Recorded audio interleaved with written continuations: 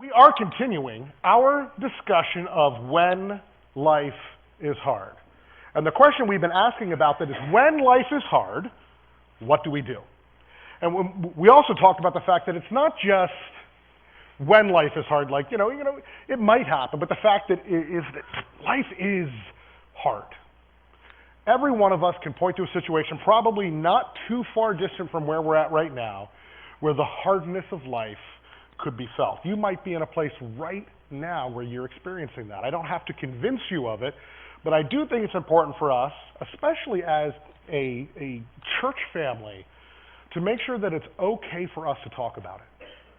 One of the things we've lost in our American Christianity is what I believe the Bible talks to about the spiritual discipline of lament. And the idea of lament is to have great sorrow over the brokenness in our world, because it shouldn't be there.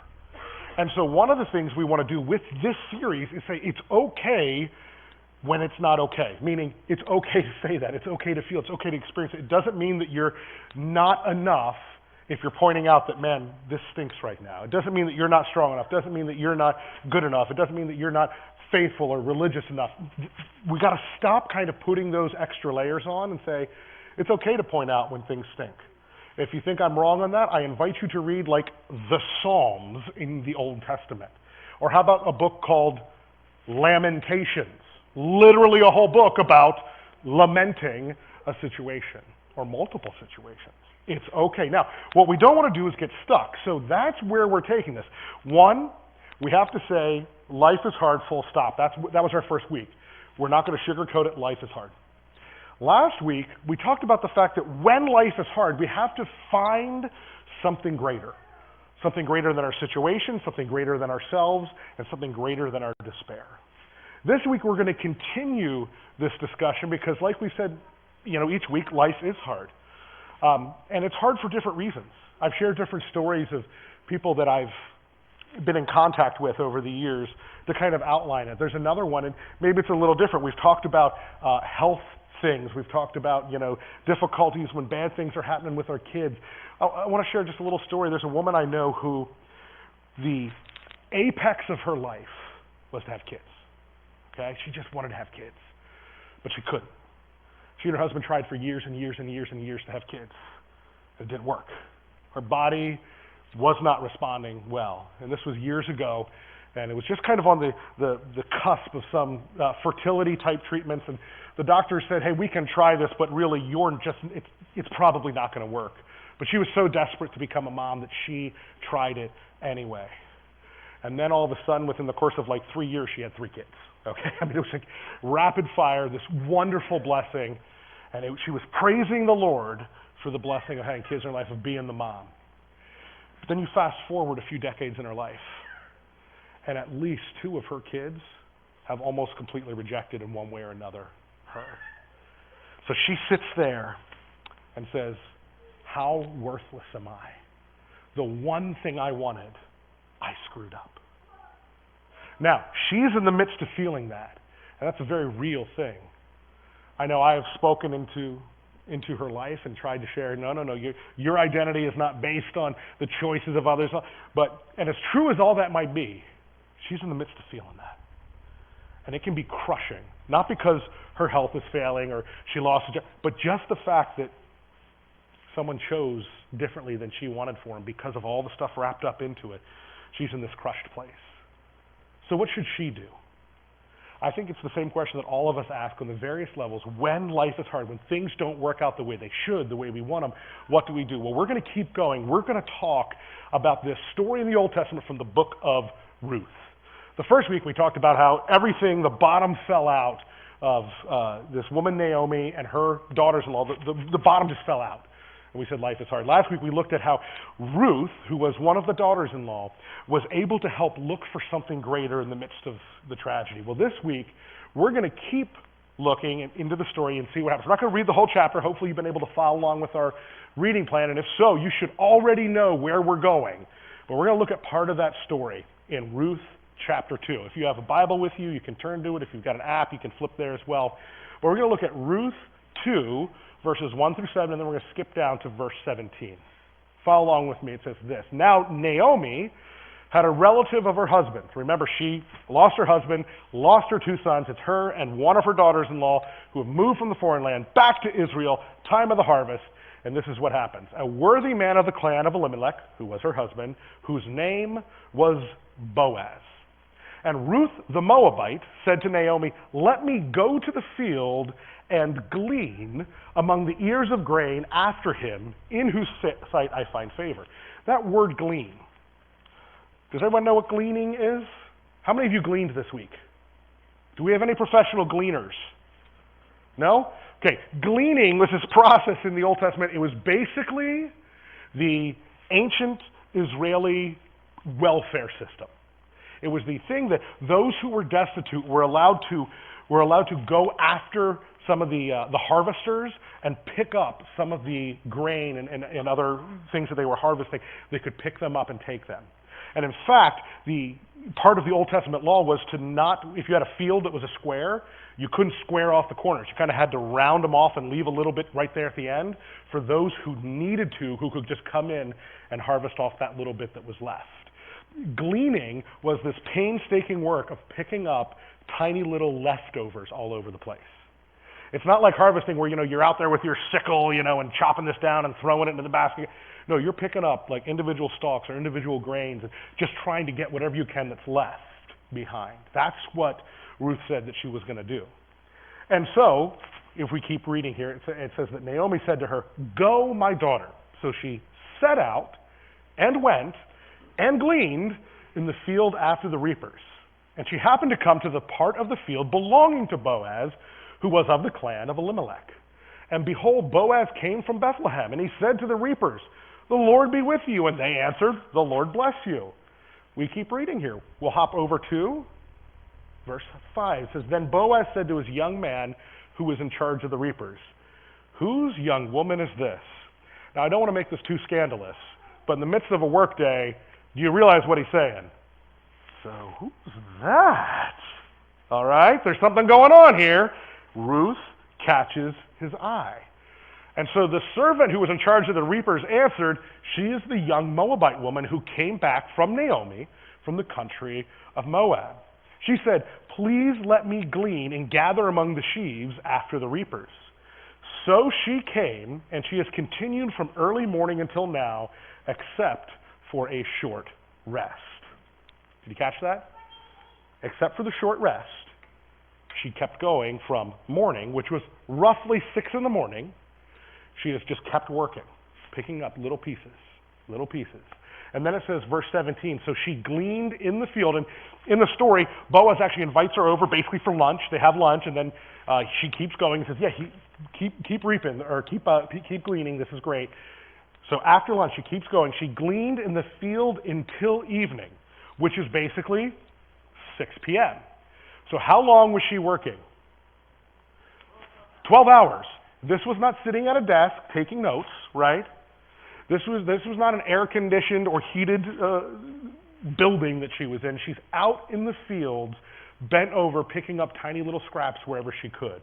But look at this. It says, then she beat out what she had gleaned, which meant she took the barley, which is what the harvest is here, and she smacked it against the ground or against rocks or different things to break out the kernels, the actual grain itself, from the stalks. So all that she was carrying, she had to knock out the actual consumable part, and it was about an ephah of barley. Interestingly enough, how many of you have lots of ephahs at home? Nobody? So none of you are gleaning and none of you have ephahs. I'm really disappointed in you all, okay? An ephah was roughly the equivalent of a bushel, okay? I don't know if any of you are agricultural or, into this stuff, but do you know how much a bushel is? I'll say this, it's not tiny.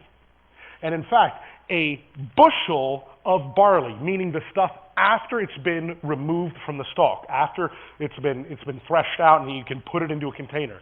A bushel of barley weighs approximately 48 pounds. How many of you think carrying around a sack of 48 pounds for a long period of time is an easy task? It's not. But think about this. That was just the grain. So all day long, she has been carrying this massively growing pile of barley on the stalk, working hard, pushing through for 12 hours. Now, there's so much that we can pull out of it. We're not going to be able to get all the different details, but I think it's safe to say for us that Ruth was in a desperate place. That's where we look, chapter 1, chapter 2. This is not a good thing. She's not, the homecoming that she had, coming with her mother-in-law Naomi, she wasn't coming to this kind of party scene. It was a desperate situation, but she was desperate not to stay there. She looked at it and said, what can I do? Now, I want to be careful with what we share here this morning, because I don't want to create the idea that if something's wrong in your life, clearly you've brought it on yourself and it's up to you to get yourself out of it. Please don't hear that from me. That's not what I'm saying. There are times where, yes, we do things that create the scenarios in our lives, and we have to be honest about that. We have to face that. But regardless of how I got into a situation, there is a piece of the puzzle that means, what am I going to do? And I think what we see from Ruth are some principles that help us understand what is a healthy way of responding to it. So, when life is hard, what do? I want to give you 5 quick ideas, and we're getting all of these from the book of Proverbs. Have any of you ever read the book of Proverbs? A few of you, a couple nods. It's a book of wisdom. So it's important to understand the genre of wisdom literature, particularly the ancient book of Proverbs that we have. It's not a what would be considered like didactic or law. It's not the idea of if A happens, then B will happen, this clear-cut, always type principle. The idea of the wisdom literature is the general way that God has organized the world. If you operate this way, generally this will be how it turns out. And there are actually business professionals who are extremely successful that I have heard the stories of. I've read their stories where they say, and people ask them, how did you get so successful? They say, have you heard this book of Proverbs? I pretty much just did that. They followed the book of Proverbs and it brought great blessing. Now that doesn't mean that you follow the book of Proverbs that you're going to have all the money in the world. That's not the point of Proverbs. It's living in this right way will turn out with righteousness or right relationships in your life between yourself and God, between yourself and others. So that's what we're going to look at. We're going to look at this Old Testament book of Proverbs that shows some of what we see from Ruth. So first of all, when life is hard, we need to lean into hope. The Bible talks about that hope deferred makes the heart sick. When we push away the hope, we're denied hope, it just eats away at us. And what we see from Ruth is, although everything was going wrong, she said, okay, there has to be something else. You know that kind of cliche saying, it's always darkest before the dawn, right? Now, again, we're not trying to throw trite sayings or to trivialize or say that this is just the answer to everything, but the grand picture, I believe the Bible teaches us, is that there is light beyond the dark. That even when we're in the darkness, there is light to be found and we can look for it. Well, let's look at Proverbs 22, just a couple of verses here. It says this, the author of this section of Proverbs. It says, apply your heart to instruction and your ear to words of knowledge. He's saying, hey, listen up, try to find something smart, look for the right thing. Verse 17, let not your heart envy sinners, but continue in the fear of the Lord all day.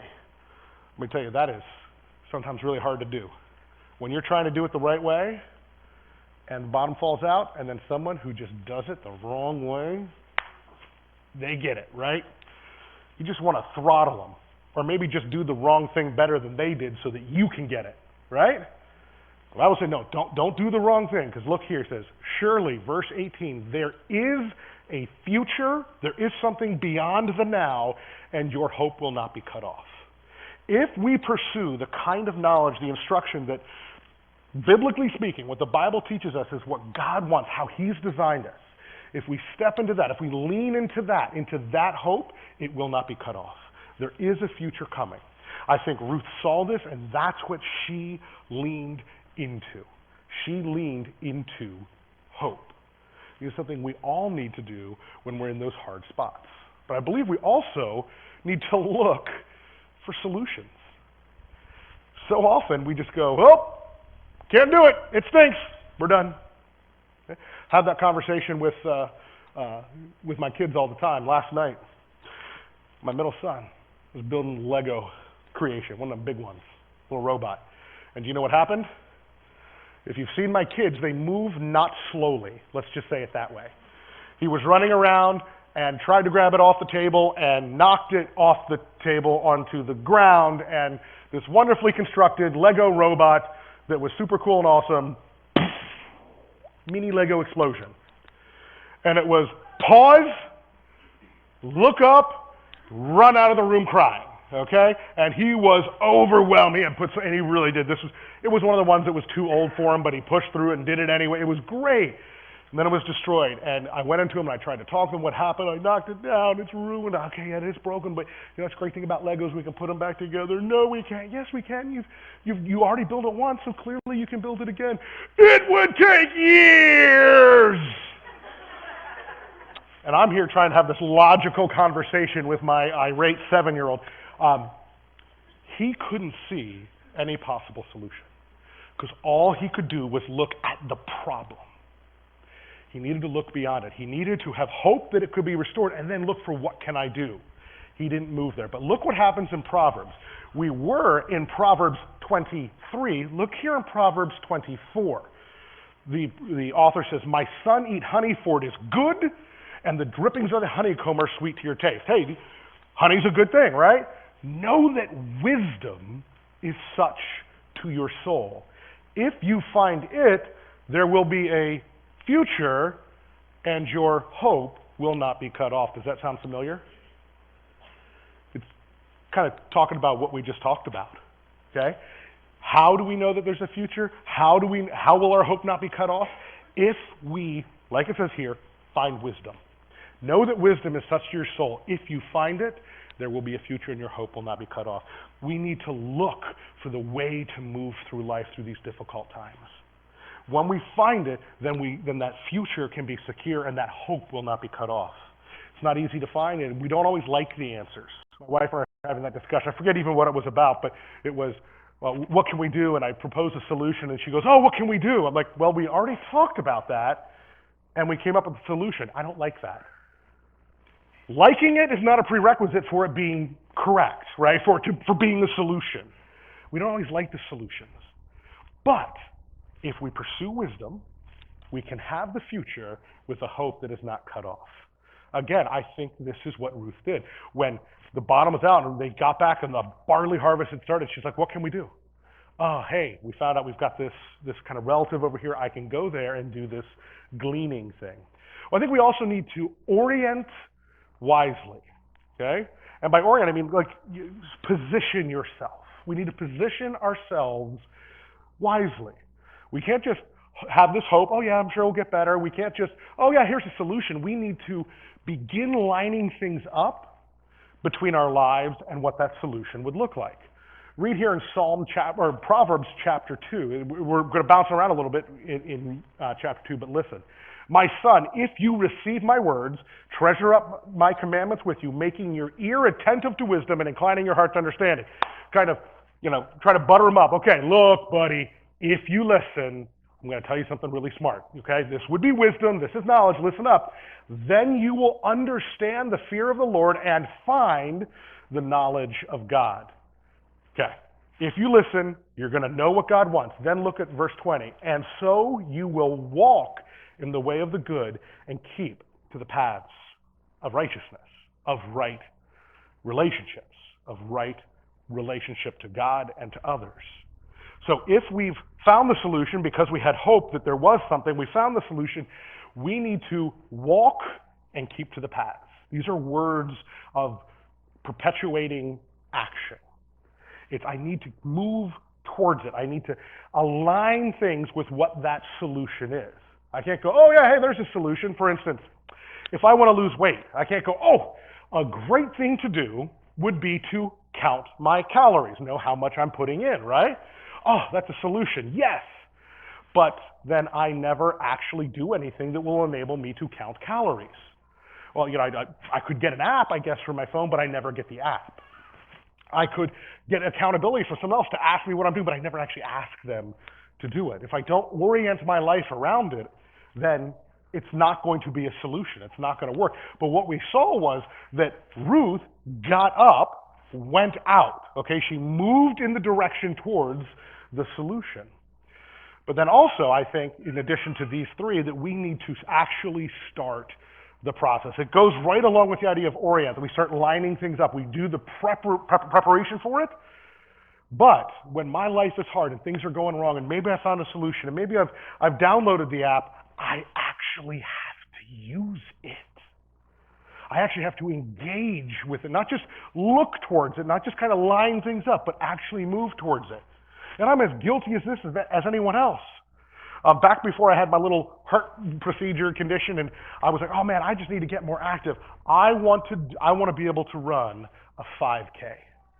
This is a guy who has never run a complete mile in his life, ever. I was proud of the fact that in high school, I was like the 23-minute mile guy. I'm like, that's silly. You're running in a circle and getting nowhere. I'm going to take 23 minutes and move real slow and enjoy the outside. That was me, okay? But I went ahead, and I was convinced, mostly because my brother, who is like poster child, everything he does seems to go to gold, he decided one day he wanted to start running, and now he runs 50-mile trail marathons. He's insane. I'm like, okay, well, if he can do it, I can do it. I'm going to run a 5K. So I downloaded the Couch to 5K app. Anybody ever heard of that? So yeah, I was at couch level. I was well aware of my starting point. I downloaded it. My brother even said, hey, if you get to the 5K, I will buy you a legit pair of running shoes, because apparently there are different shoes for running. Okay, but he's willing to invest. I'm like, all right. And do you know how many times I used that app? 0. I'll do it tomorrow. I'll get to it. The thing is, we defer it, right? I'll do that then, or that's a little too hard. I'm as guilty of it. But if we want to move past, to find freedom and relief, to move into that future and the hope that is not cut off, I can't just have a real good idea, identify it, and kind of orient my life. I actually have to start. Look here in Proverbs chapter 21.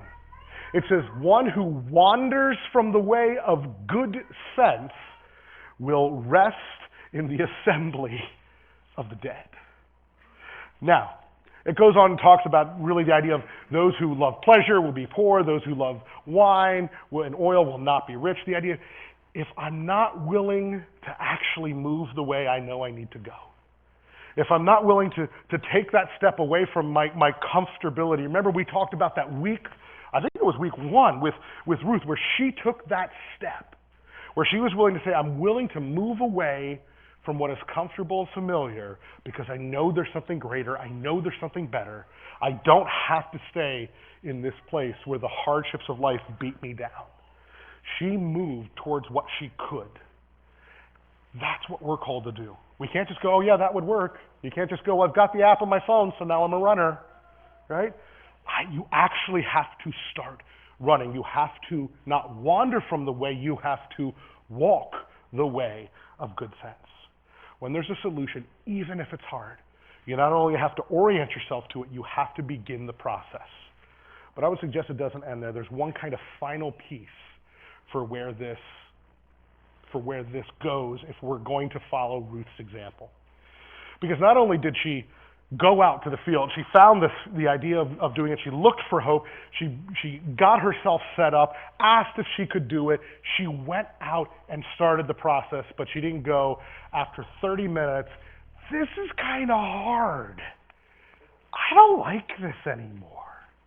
All right? Have any of you tried that with something?